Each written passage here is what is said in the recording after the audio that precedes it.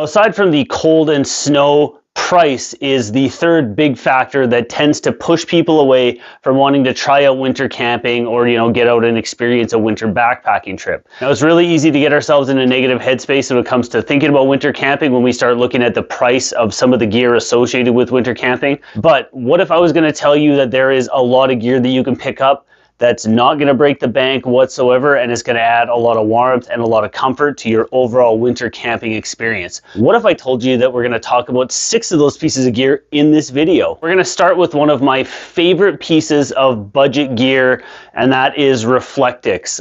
If you're into any kind of DIY, especially when it comes to backpacking, Reflectix is going to be one of your favorite things to play around with. This is hot water tank insulation.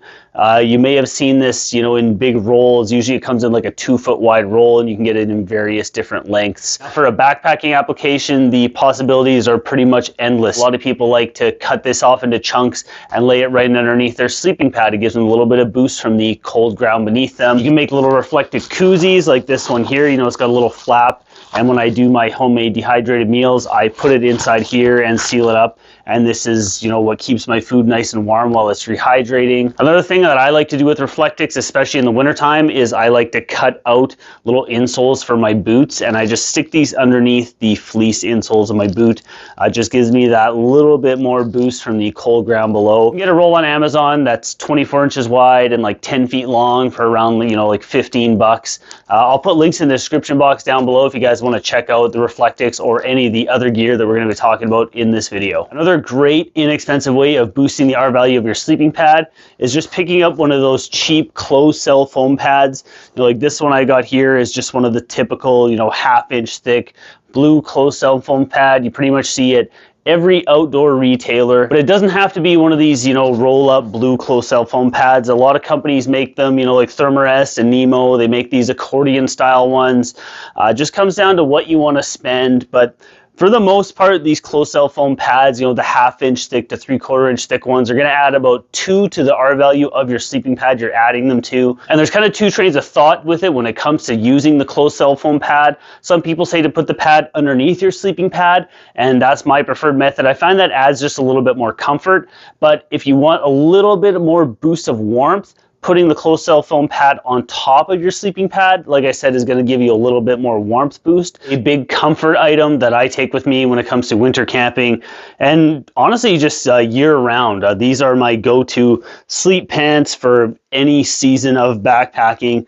These are just a really, really cheap pair of fleece pants. Fleece is a fantastic option when it comes to moisture management. It's one of those fabrics that allows moisture to pass, from your body or your base layer that you're wearing underneath, and moisture will pass through this. And kind of the whole point of moisture management in your, base layer system is to get moisture off of your body. And like I said, fleece is an amazing fabric for doing just that, and that's why I go with fleece pants when it comes to sleeping.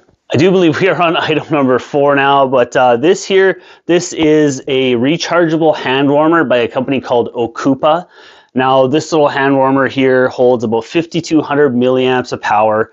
It's got 3 different heat settings. You've got the little button on the front here, and you probably won't see on the camera, but you press and you cycle through the different heat settings.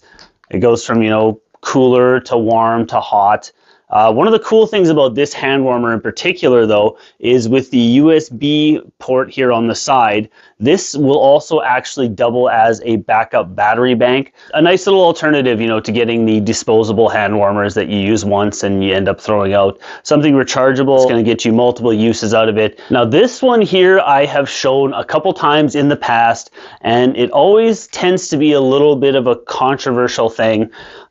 This one tends to confuse a lot of people, and we're just going to start out with, just repeat after me. This is not a tent heater. One more time.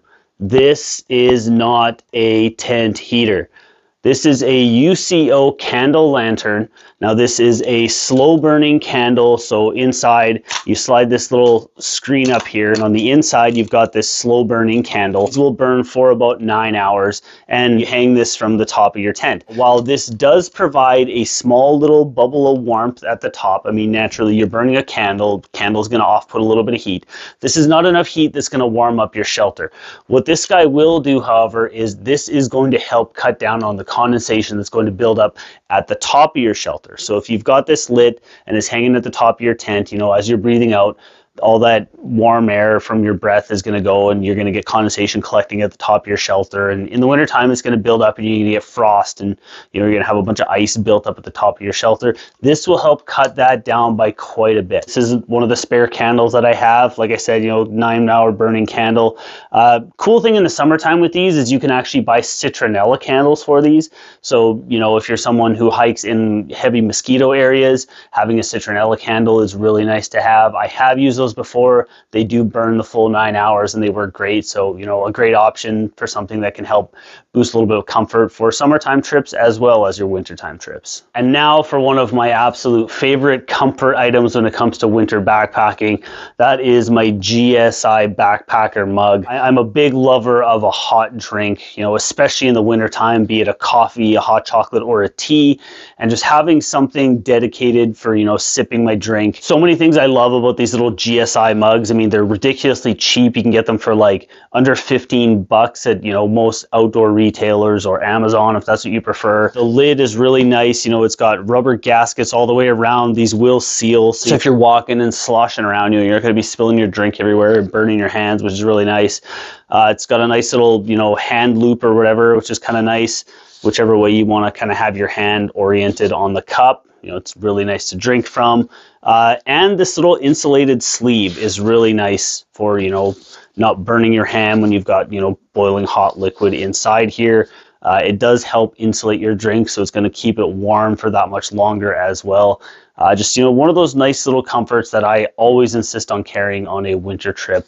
My backpacker mug goes with me on every winter backpacking trip. Now that we've talked about some winter backpacking gear, let's talk about some winter backpacking tips and, you know, just ways to stay warm and comfortable when you're out there in those freezing conditions. And if you're interested in that, check out this playlist right here compiled on winter camping tips. I'm sure you'll find something in there you'll enjoy. As always, I'm Matty. Thank you so dang much for watching, and I'll see you on the next one.